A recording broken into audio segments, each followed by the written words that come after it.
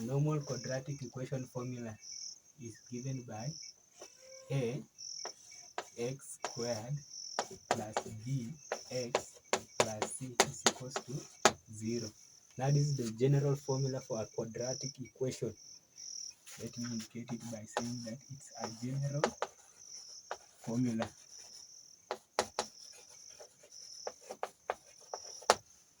So after writing this general formula, this quadratic equation,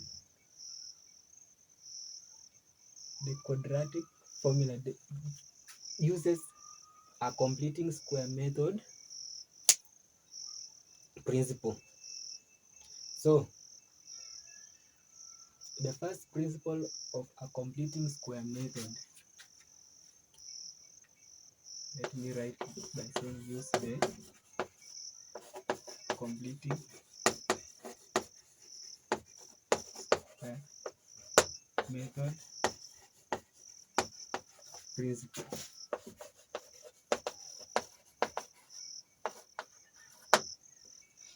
And the completing square method principle says that for you to use a completing square method, the coefficient of the first term must be 1. So the step number 1 is to divide all the quadratic equation with the coefficient in the first term. So let me rewrite ax squared plus bx plus c is equals to 0. The first thing is to divide all the terms by the coefficient of the first term. So I'll divide all through by a to eliminate, to make sure that the first term has a coefficient of 1. And as you can see now, I'm coming up with x squared plus b over ax plus c over a is equals to 0. After that, I will take now this is not a perfect square.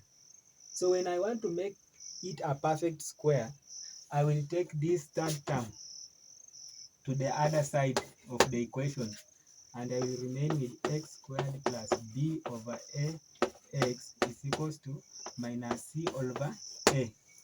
Now I have my first term, I have my second term, but for me to make it a perfect square, I should add my third term. Now I don't have c. And for completing square method, for a perfect square, c is equals to b over 2 squared. But my b is equals to b over a. You see, this is now my b. So my c will be b over 2a squared. Are we together up to there? Now this is my c. So I will add my c to my equation, to my general equation. And the final product will be, now we are here now. So it's x squared plus b over ax plus b over 2a squared is equals to minus c over a. Now to maintain this equation sign, what I add on this side, I must also add on the other side so that the equation maintains the equilibrium. So I will also add here b over 2a squared. In simply, what you add on the other side, on the right hand side, you also add on the left hand side. So for a perfect square, I will take the first term and the last term, which is x plus b over 2a squared is equals to, now this here is b squared all over 4a squared minus c over reaching here now, let us work out on this part. We have b squared over 4a squared minus c over a. So when we work out here, the numerator, we have 4a squared and a. The LCM is 4a squared. Now 4a squared goes into the LCM 1 times, multiply by its numerator, we get b squared. A goes into 4a squared 4a times, multiply by c. So it's b squared minus 4ac, and we now equate it to x plus b over 2a squared. Now let me remove this squared by square rooting both sides. So I will take the square root of that side and the square root of that side, whereby this square root will cancel with this one. So I have remained with x plus b over 2a is equals to the square root of, so using the surds principle, I cannot work out the numerator, but the denominator I can get its square root. So I will remain with the square root of b squared minus 4ac over 2a. But now this one is plus or minus after getting its square root.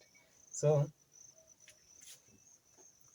when I take this part to the other side, I'll remain with x is equals to minus b over 2a is equals to plus or minus the square root of b squared minus 4ac over 2a.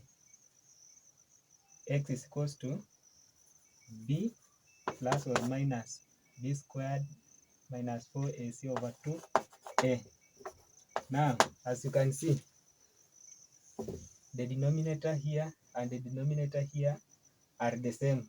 So I can join them to make one fraction. So after joining them to make one fraction, it will lead to this: x is equals to minus b plus or minus the square root of b squared minus 4ac over 2a. And this thing, this is now what we call the quadratic formula.